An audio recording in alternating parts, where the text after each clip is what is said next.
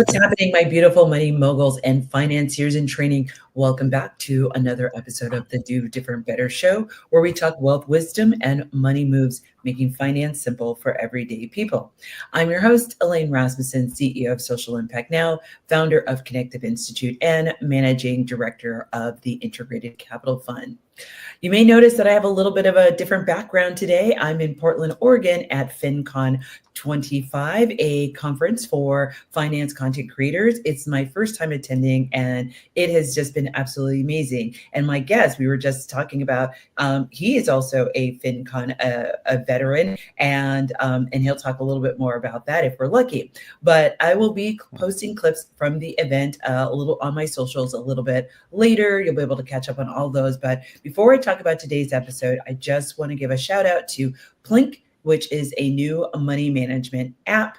This is not sponsored, but I won a Target gift card at their booth, so I wanted to give them a shout out. I also want to give a shout out to Ally, who gave away some amazing swag bag that included like the best mobile ring light and lapel mic that I've ever come across, which was amazing. So thanks to both of these partners for supporting FinCon 2025. And now, on to today's episode. It is about having a financial epiphany. Now, we all know that feeling when that light bulb goes off in your mind and suddenly everything clicks. And maybe it could be about budgeting, maybe it's about investing, or maybe it's just really understanding how credit and what's happening to your credit and how it all works. But no matter what it is, the moment of realization can change your approach to your finances forever. And our guest today is Scott Yamamura, a founder of Financial Epiphany and author. He is on a mission to help people have their own financial epiphanies and take control of their money. But a little bit more about Scott. He is a financial coach, author of Financial Epiphany, and has spent 25 years mastering the art of clear communication. As the head of video communications for Costco World Wholesale, he simplifies complex ideas for over 300,000 employees regularly worldwide. Now he brings that same clarity to personal finance and cutting through the noise to help everyday people invest with confidence in the ways that they've always wanted. Scott's concept of unleashing our multiplying power with money reframes investing. Through 3 breakout rules of thumb, he coaches you to feel empowered to take control of your finances by choosing a simple and creative path to financial wellness. So grab your pen and paper, your favorite tablet, whatever your note-taking device of choice is. This episode is going to be full of valuable insights from one of the top influencers in personal finance. Scott, welcome to the show, and thanks for being here. Thank you so much, Elaine. It's so good to be here. Cool to hear about you being at FinCon too. Yeah. So I'm going to start with where I start with all my guests. What is your earliest memory of money? I like to say that when I was growing up, my mom used to say talking about money was like talking about your underwear. Oh, geez. I love it. And what you meant by that is that it's a private topic. And certainly we shouldn't be out there boasting about our bank accounts. And that's what she meant. But the other flip side of that is that if we don't talk about money, then we could be silently suffering. And really, that's what a lot of us Americans are doing. We think it's a taboo subject. Parents don't necessarily feel equipped to share officially about money to their children. So maybe they don't at all. And so it was very quiet in my household hearing about money or any money tips. I certainly was able to observe things, and my parents were frugal. It was good to observe them. They weren't overspenders or anything like that, but it just wasn't talked about much. It was very briefly talked about. And so I had to figure out a lot on my own later in life when I finally said it's time. I've waited long enough. But yeah, very early on, it just wasn't talked about much. So that's my mom and dad. They did have a big influence on me, and that the best memory is how my mom said, it's like talking about your underwear. And now I say, sorry, Mom. Now I talk about our undergarments all the time. All the time. Well, and it's funny because what I found in my money story is money wasn't talked about directly to me, but the struggles where money were talked around me. And so you're getting these messages without knowing that you're getting these messages. That's so right. With that being said, how did the not talking about your underwear, shape your view of yourself growing up. Right. So like you're mentioning, and I was getting at, is modeling, right? So you're watching the behavior, but you're just not getting coaching. You're not getting specifics. You're not getting a lot of information. Another message that I understood was, and a lot of people grow up with, is that investing is like gambling. The stock market is like gambling. And so that's another message that I needed to study for myself and decide for myself what I thought about that. And my views certainly changed from, oh, that's gambling, I know nothing about it, I'm intimidated by understanding the stock market, to studying finance later and later learning, oh, this is the belief in the American economy. This is the belief in the very company that I work at. This is the belief in the companies that many of my friends and family and neighbors work at. We're all trying to do our best and create products and services that we wouldn't mind buying from each other. And so if we believe in that system, then investing, that myth of it's gambling kind of fades away. So but those small messages, I had to research them for myself. Another simple message, all these simple messages came through my family, that giving was going to be part of what I do. So I was raised with that, and I'm glad that was a muscle they helped build in me early, to be generous and to find causes you want to support. Another one was when I started my job later in life, my father said, invest in your 401k. There's free money in that. But that was just about it. There's free money in that. And so I would act timidly. I knew it was good advice. What's happening? Yeah. I knew it was good advice. I know I was supposed to do it, but you act timidly when you don't fully understand things. So the free money was, of course, he was referring to company matching in your retirement account when you do a 401k. But yeah, these were very simple messages without a lot of explanation. So I had to rely on a lot of my own research once I decided I was going to get over this intimidating, scary, overwhelming barrier called money.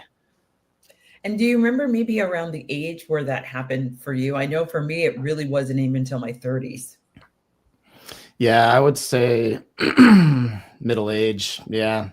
And I call it kind of, there's 2 days of reckoning. One is the day of reckoning that I hit, where I was like, I got to figure this out. I'm either going to figure out how to maintain a house or fix a car, or I'm going to get to know this money thing. I just sort of decided on personal finance to get over it, because you can only go so long. And for me, stay naive so long. It's time to jump in at some point.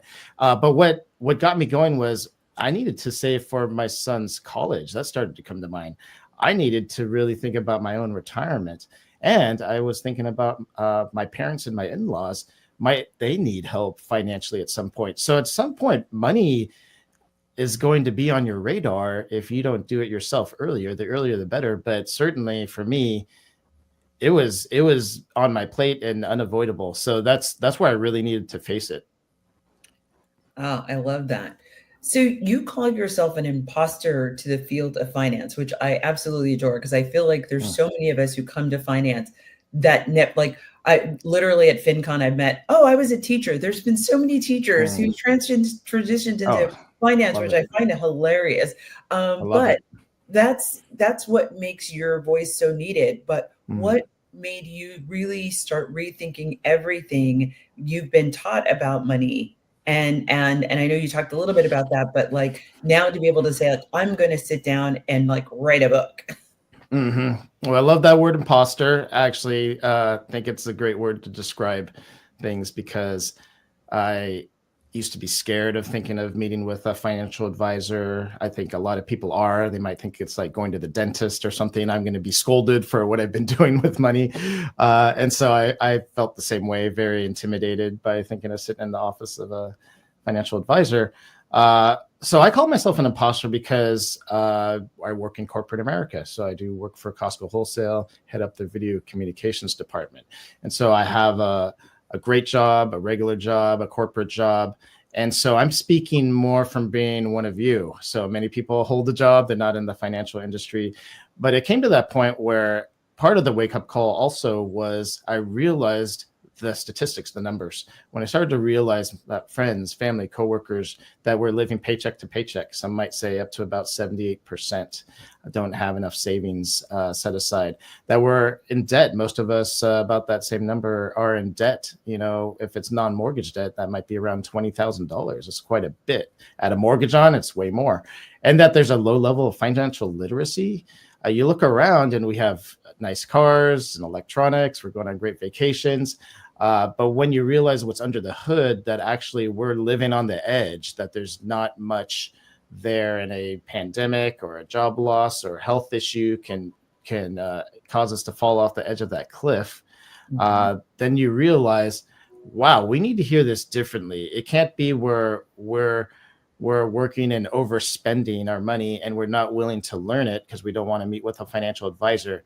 So I call myself an imposter because I learned it for myself. I did study to become a financial coach and write this book for 3 years called Financial Epiphany. In fact, the look of it is right here. And I wanted to make sure it looks very approachable and very friendly and not the black and white big block letters.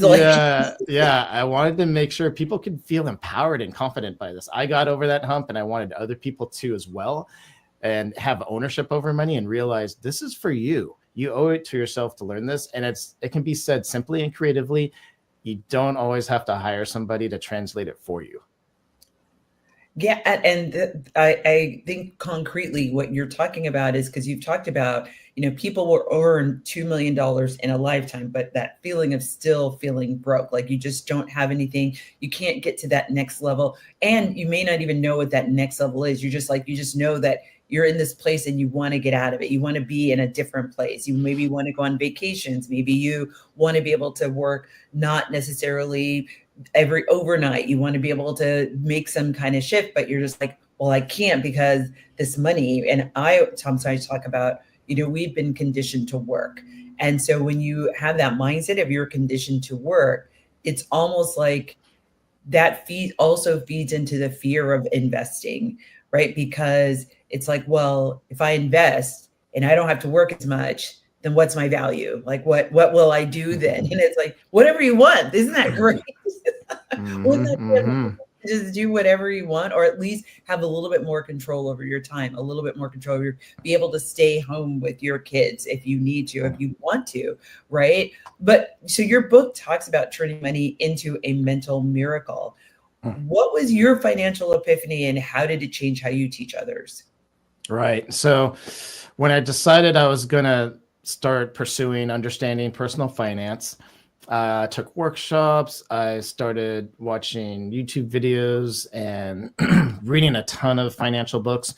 And I started to write in the margins of these books. And I started to realize that finance wasn't as scary as I had initially thought, and as most people do. And so I started writing so much in the margins and taking notes and sending emails to myself of all these individual ideas, because I think creatively. I distill messages every day. That's my job, is to boil down 10 hours of footage in a video down to 5 minutes of just what the viewer needs to see and hear. That's what I'm doing all the time. And so I thought, what if I took this sort of distilling of messages and simplifying of messages? What if I took that to personal finance? That's the way I want to hear about it. And I was previously frightened by this. What if we made this so approachable and looked at, if financial literacy is low and most of us are in trouble with finances and don't have a lot in our bank accounts, what if it was stated that way? And I think of teaching finances like a pie. You're at FinCon and there's thousands of content creators there that think of their own unique way to share about finances. And I feel like we each have a piece of that pie and a slice, and someone can come up to that pie and say, that's the slice for me. That's the way I needed to hear about it. Let me scoop up and take of that slice, because that's said my way. That is said, that's not intimidating for me. That's very inviting for me to understand money that way. And going back to the whole $2 million thing, that's about what the average person might earn over a lifetime. But boy, we don't think about that. And if we were to suddenly have $2 million fall in our laptop, we would go learn this stuff right away. We would feel the weight of that and say, I need to understand this. This is very important. Let me go out and learn this. But because we earn that amount very gradually over 40 years, over a working lifetime, we may never go see an advisor. We may never pick up a book and read it. There's so many distractions in life, but we really should think about it. I like to state things differently. And if you say you earn $2 million in a life, why don't you go learn about money? Because that's a lot to steward and be responsible for. Then we might go out and do something about it. I love that. And that was literally the inspiration for this show, right? I really wanted to make these approachable conversations. And to your point, some people take it in written form. Some people, I'm a visual learner. So it's like, oh, let me make this in a visual way and be able to have sort of these living room conversations. Because I know for me, I will pay attention to something I overhear than to somebody, than something that's actually said directly to me. And I'm like, ooh, that sounded interesting. Because I don't have that pressure of like, there's like this expectation that I have to act, but I can make that decision for myself. Well, this has been such an amazing start to our conversation. We're going to slide into our break. I am speaking to Scott Yamamura, who is the author of The Financial Epiphany. And we've been speaking about his personal journey into coming into his financial epiphany. Coming into segment 2, we're going to now start to get into like, what are some of the concepts that he outlines in the book, some techniques that are going to be valuable and useful to you. And so I hope you decide to come back for segment 2 and check us out. Don't forget to like and subscribe and check us out on AM 950 radio on Sundays at 12. I will see you after the break.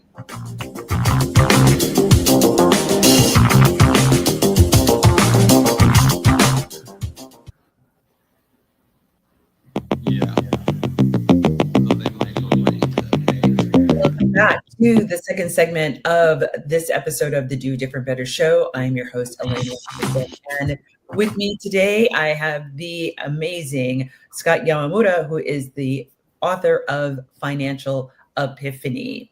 And you can get his book. We're going to put it up here on the screen. You can get his book at his website. Scott, do you want to give the website really quick? Yeah, financialepiphany.com. That's where to go. There you go. So definitely pick it up. It's amazing. I've been highlighting. There's lots of highlights that I've been putting in the book. So I know it's going to help you out. It's going to help somebody out there. So definitely pick it up. But we're actually going to talk a little bit more about it to even give you more inspiration to go right out and pick it up. So Scott, let's break it down. What are the 3 financial epiphanies and how do they flip the script on traditional financial advice? Yeah, the financial epiphanies are 3 rules of thumb.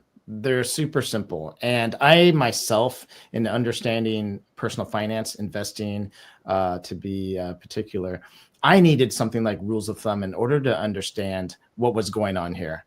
Complexity is it's difficult. It's how many of us think personal finance is or should be, and we accept that. However, there's a simple route to understanding investing, and so I developed. They kind of were epiphanies for me. I woke up, and as each one occurred to me over months and months of time, I realized that it was this set of 3 that really work together. And the first one leads to the second one, and the second one depends on the first one, and the third one is comes from the second one. They're all tied together. They all work together, and they teach us how to invest.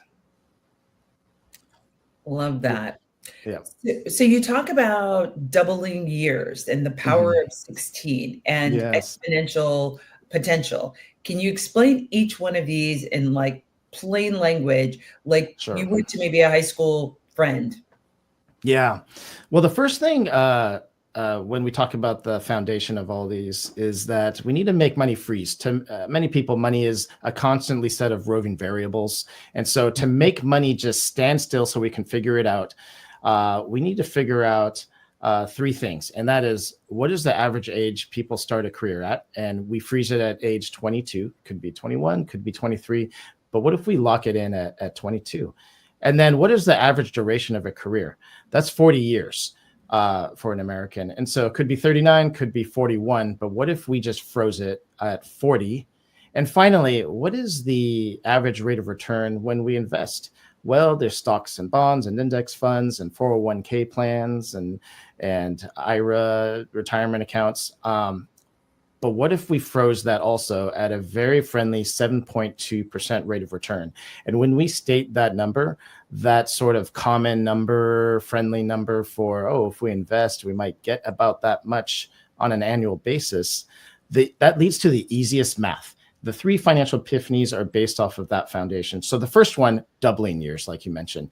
So simply said, if our money is gaining on average a 7.2% rate of return, the easiest, simplest concept and result is happening. The money is doubling. So you put $1,000 in, invest it, and you just don't do anything else. You don't even add to that. And 10 years later, if it's gaining that rate of return, it doubles into $2,000. So you understand the input. $1,000 invested turns to $2,000. And that's simple. It's so simple. 10 years is simple. And doubling is simple. You put those two together in the same sort of rule of thumb, and now investing is super understandable. I should invest because the money can double. Well, I can either spend it now or I can have twice as much money later and still get what I was planning on, plus have leftovers. So that's doubling years. Mm-hmm. And then that leads on to the power of 16, which is, who works just 10 years? Who thinks about only 10 years?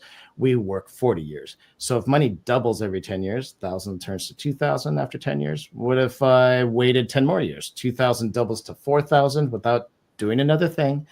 And what if I waited another 10 years? 4,000 doubles to 8,000 and waited another 10 years, 8,000 doubles to 16,000. And that's with just inserting 1,000 at the beginning. And now there's 16,000 at the end by the time we retire.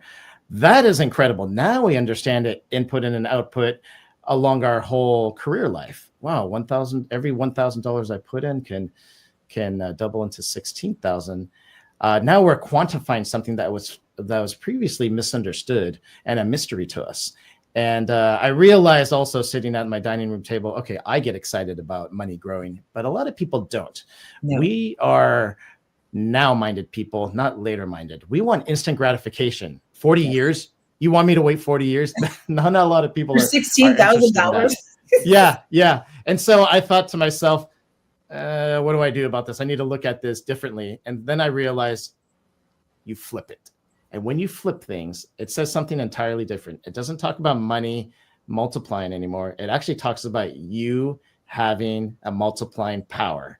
It talks about you having an ability, like an athletic ability. This ability that you need to steward and use now, that is the most potent, that is the most powerful now. Older generations will tell us, you need to save early.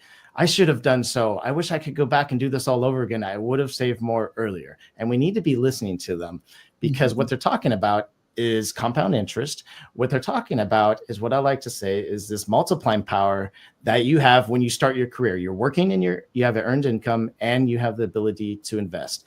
That is when we have what I call the power of 16. I'm slapping a number on it. I'm slapping an age on it. Most people start a career around age 22. And we have this multiplying power of 16 then, and we need to act because it is so powerful. Mm-hmm. And that leads into the last one, the last financial epiphany, which is exponential potential. And that's just a fun term for saying that if we start with the power of 16, when we start working and we add our numbers back in that we used earlier, every 10 years, remember that duration we used earlier, our multiplying power is halving, meaning it's being cut in half. So if it starts at the power of 16, the ability to multiply money by 16 times when we're at age 22 starting a career, 10 years later, it's the multiplying power of 8. It just halved in 10 years. And then in our early 40s, it halves to the power of 4, the multiplying power of 4. And then in our early 50s, it halves to the multiplying power of 2. And then by the time we're retired, most people retire around their 60s. Then hopefully you're enjoying the fruits of your labor and retired and enjoying yourself. But when we realize there's this diminishing ability that we have to multiply money, that it's halving every 10 years, that calls upon a psychological phenomenon called loss aversion. We are more likely to act because we're losing something than if we're gaining the same amount. And so it uses this this mental trick to get us to do something, to get off the couch and invest, because we're thinking, oh, this isn't about gaining money. This is about me losing this ability. And like an athlete, NFL football players and gymnasts and this and that, many of us that were in athletics are in our primes in our early 20s, and we know that it diminishes over time. Well, that's how money works. The myth of, oh, I'll wait till later, I'll wait till I'm promoted and make more money and are older, wiser, savvier. Don't do that. That's a myth. It's actually backwards. You're at your prime with investing. If you're the average investor, when you are young, when you first start working, that's your most powerful, potent time. And I came up with these 3 rules of thumb so that you could understand it, and you could take action and have that sense of urgency that really is there. Right. And I think either sometimes people delude themselves into thinking that they're going to be able to work. Like, you just don't have an ability to work at the same pace and scale that you used to work. So you also have that. And then once you lay on like ageism, or lay on some of these other things that happen that make it more difficult for your earning potential, it just continues to go down. And I think sometimes people either, 1, don't think about it, or 2, they delude themselves into thinking like, oh, I'm going to work to such and such and such and such. And it's like, yeah, but will somebody employ you? Like, that's a very different conversation, and it has nothing to do with your abilities. You might be great at what you do, but we do, particularly here in America, have this ageism that happens in the workplace that devalues the wealth of experience and knowledge of somebody coming in into an organization that might be a little bit on the older side. So you've created a simple money moves guide. Like, why do you think people struggle? Actually, no, I'm going to ask you this other question. A lot of folks in our community feel like it's too late to get started. Just going back on what we were just talking about. Yeah. What would you say to someone in their 40s or their 50s who's only now waking up to their newfound financial life? Yeah, that's a great question. And what I like to say is that we live in a country of opportunity and prosperity, where money can double. You simply put it on the boat, shove the boat off, it comes back 10 years later, doubled. And not every place in the world does that. And Warren Buffett would say, if you're born or you live in America, you've just won the ovarian lottery. You've been born into these opportunities that are just there for the everyday person. That is incredible. And so even if we're starting late, doubling money is still the most amazing opportunity that we didn't create, but we get to choose to join in on. It's just there waiting for us. And so I like to say, it's common advice, do what you can, get started now. And so, because even getting started late is an incredible opportunity. And so I like to talk about how I've gone overseas, and, I do shoot video for Costco Wholesale Corporation, but I also do so for nonprofit organizations on the side. And as I go to these places, my family and I just went to Sierra Leone, West Africa recently, where there's a high level of poverty. Money isn't doubling there, but certainly if it's doubling in the US, we can feed some of our resources over there. But when we open our eyes to what it's like elsewhere, there's a lot of places of the world where it's not like here. And so don't ever feel like it's too late. Don't ever feel like the system's working against you, because the system is a wonderful system that can benefit you. And money doubling is no small thing. And money quadrupling is absolutely no small thing. Just to give an example, if someone was to work a week of work and get paid for that week, that's what they signed up for. But if their boss suddenly said, you know what, I like you, I'm going to go ahead and pay you double time for that whole week, you would be ecstatic. Oh, work 1 week and get paid for 2. That is amazing. We would just be off the charts amazing. And that is what money doubling is like. But just for some comparison, what's the power of 16 like? Well, that's like working a week of work and getting paid for 4 months, and then working another week of work and getting paid for 4 months. That is so ridiculous and off the charts. The miracle of compound interest is sometimes said that it's the 8th wonder of the world. It's so incredible. And that just doesn't do it any justice. We say that and we say, oh, okay, it's compound interest. That's great. But when you think you work a week of work and get paid 4 months, and then you get to work another week and get paid 4 months, that's something you would absolutely do if that were true. And that is the truth behind multiplying your money. You invest, it can multiply to just unfathomable amounts. And we want to try to help people understand that. Yeah. And I think it's important to just name, particularly in this country, it is sometimes harder for some folks than others just because of circumstances, right? So, but I think your point is it's starting somewhere. And I often talk about my own story of just starting with $5. I literally started, I was working $12 an hour. And I was like, I've got to start somewhere. So I just started with every week, saving $5 an hour. I mean, $5 a week. And that was multiplying in a way that I never even thought was possible, even with just, interest rates weren't great, but just the fact that I was putting that money away. And when I realized when like my son had something come up and I had to pay for it, the fact that I didn't have to check my bank account. I knew the money was there. I knew that I could take care of this thing. And that was an epiphanal moment for me. I was just like, oh, this is what I define as wealth. Wealth is that you have what you need to take care of what you need. And then anything after that's being wealthy. Like, right? There's having wealth and then there's being wealthy. And that is the distinguishing difference between those things. I'm like, oh, I can take care of what I need to take care of. It's not going to break the bank. I don't have to decide between eating and medication and taking care of this thing. I don't have to choose between like getting my car fixed or paying my rent. Right now I'm like, oh, I have accumulated some kind of wealth that I can take care of myself. Now, to your point, now it's a matter of multiplying that. What are the ways and opportunities that I want to make that happen? So, this has been an amazing conversation. We're going to go ahead and head into this break. I'm talking with Scott Yamamura, who is the author of Financial Epiphany. And in our third segment, we're going to come back and we're now going to give you some really tactical and practical tips on what you can do to motivate, power your financial epiphany, and take action to do different, better. I will see you after the break.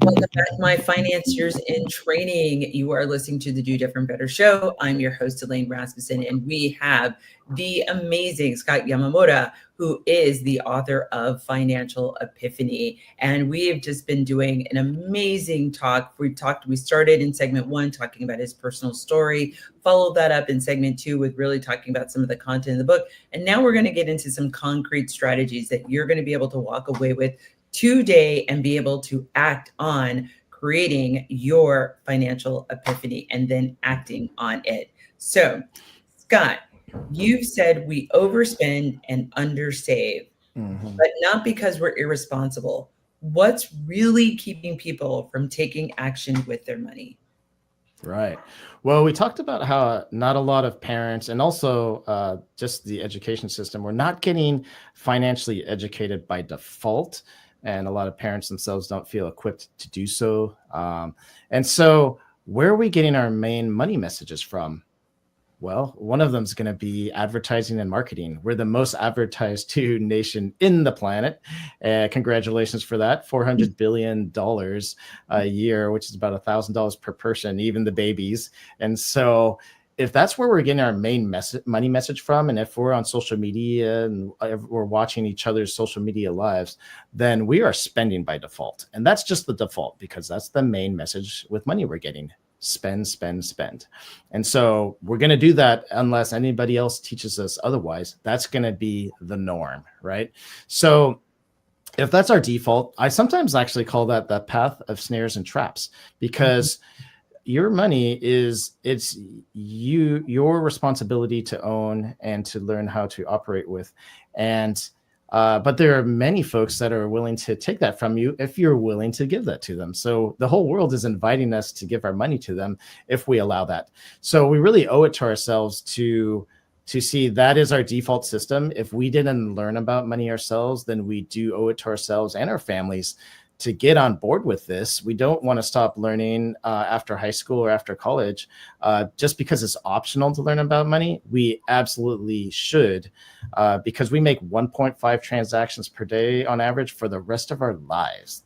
We're not necessarily going to be continuing with some of the subjects we learned with in school, if it's calculus or, or physics or chemistry, and you're not in that line of work, but you certainly will be making transactions. And so keep the learning going. You definitely owe it to yourselves and to your family and next generations and legacy.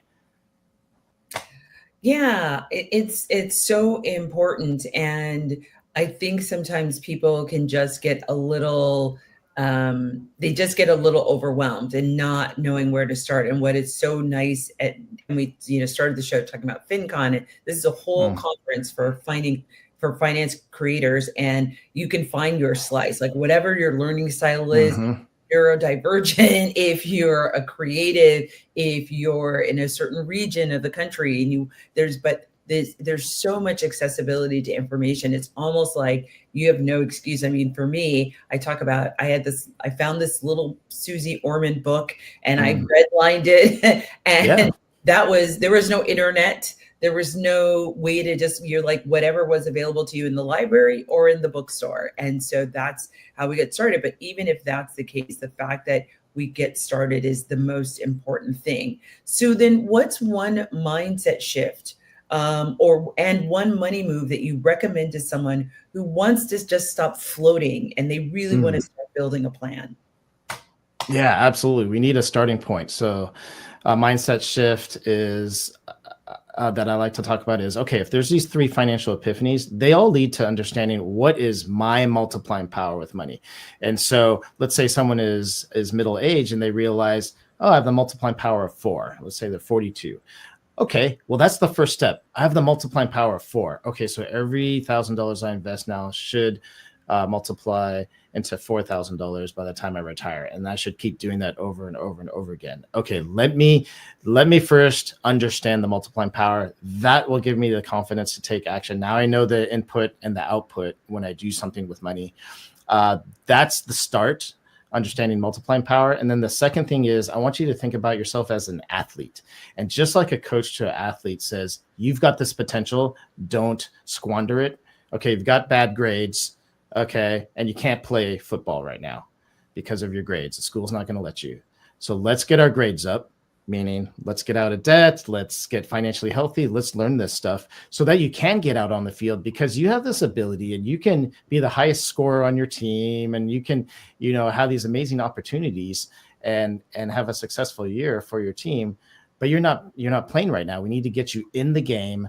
And you need to use this ability and steward this thing because it is diminishing every 10 years. So you see, when we describe things in this way and we say you're like an athlete, take action, your multiplying power does change over time. It does diminish. Then it gets people off the couch and starting to invest.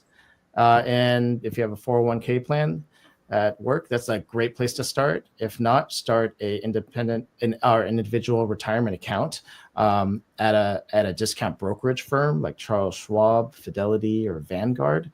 So I start with retirement accounts. That's where I tell people to get things going. It's beautiful to see that money grow over time. It's a long-term thing. If you are working and investing long enough to see it double and then double again, it's incredible. And then you say, this is mine. And this is the seed that I planted. And it's so gratifying. You get excited and build confidence to do even more with money. But it takes time. It's a turtles race. But once again, I like to flip it because turtles aren't that exciting. I like to say it's like you're an athlete and you start with this amazing multiplying power that diminishes over time. I love turtles. I have nothing against turtles. No, and we have a lot to learn from turtles. They win races, apparently. They do win races. They're slow and steady, but that is so important. And going back to your point of we're such a now culture. We can't wait. We can't even, and we can't sacrifice. Like sacrifice is a four Yeah. word of, Yeah. I see this a lot when I work with entrepreneurs of, I'll tell them, and I, like you, I'm kind of like a little blunt with them. And I said, listen, you can keep getting your nails done. Or what would that look like over the course of 6 months? If you took that money, let's do that math. What would that money do if we actually invested it and either into your business or into some kind of account, whether it's an investment account, a 401k? I'm like, so how badly do you, and like, can you even reduce? Like, do you need to get the long nails or can you get the short ones? Like, Yeah. let's like, I understand. Listen, you want to look cute. I get it. I'm all here for it. But, or do we need to have that new game that's coming out or that new, game system, right? What could I do if I spend $1,000 on that gaming system? Could I put $1,000 in my business and that would actually make me the money to go be able to buy the gaming system, right? But just really slowing down your thinking and that adrenaline of like, that, or that dopamine hit, right? Of like, that's gonna feel good. We make fun of like retail therapy, and I feel like people like make fun of like Costco, right? I'm like, oh yeah, I'm gonna get my little dopamine hit one night. Yeah, guilty of working for a company that gets people to just buy the stuff because we just have amazing products. But a point comes to mind, like what you're saying there. I like to say instant gratification lasts a day, but financial wellness is gratifying every day. Meaning you buy stuff, you got to buy something the next day to feel good, and the next day and the next day. But when you build up, say, your retirement account or investments and you're doing good there, it's there every day. You don't need to buy anything new because it's growing every day and it's gratifying every day. So you can switch from buying every day to investing, which is slow, but when it's growing every day, that in itself is gratifying. And you no longer have to spend to get that feeling, to get that dopamine hit. Just open your account. Oh, that made me happy. Next day, open my account. Still happy. Oh my God, that's a bar. That's amazing. I'm gonna be sharing that and giving you credit that because it is. I know that was what it was for me. It made making the sacrifices so much easier because I'm like, oh no, I'm on a path to know that I'm going to be okay at some, not only today, but at some point in the future as well. And that feels good because I saw my parents suffer. I saw my grandmother. My grandmother was working as a geriatric nurse, until literally she fell at work and through a set of circumstances died as a result of that fall.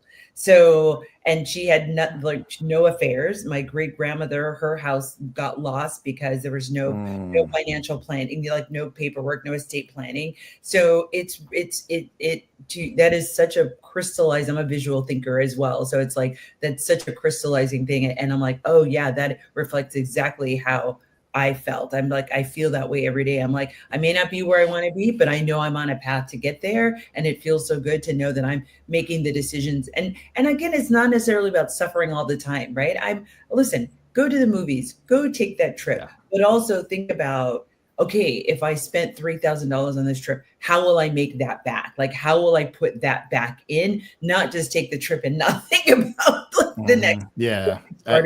Not I'll figure it out later. No, we should be thinking about this. Opportunity costs is what you're getting at.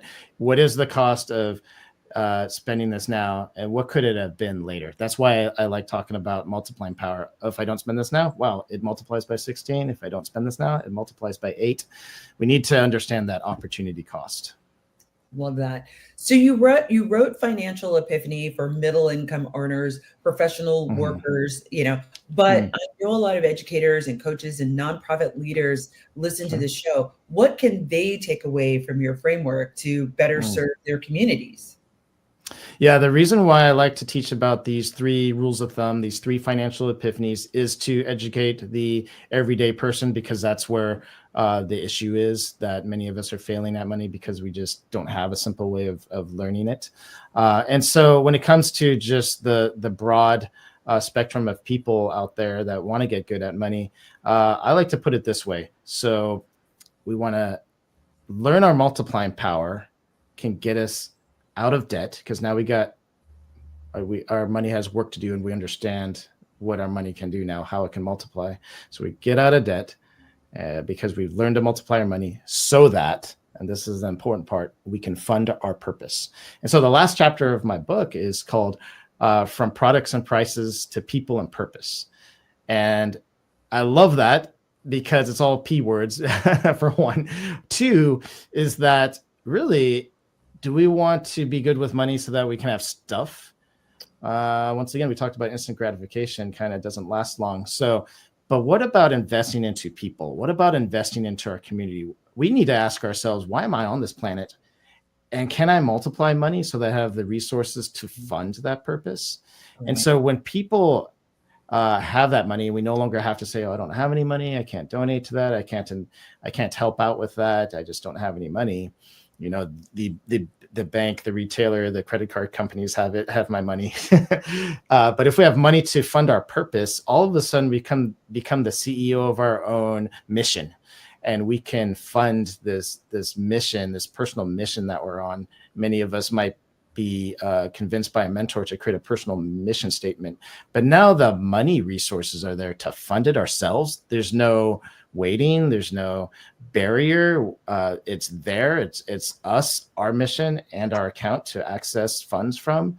That's what I want to get people to, is to that point of having enough resources, having enough inventory with their money to be able to put it towards the reason you're on this planet.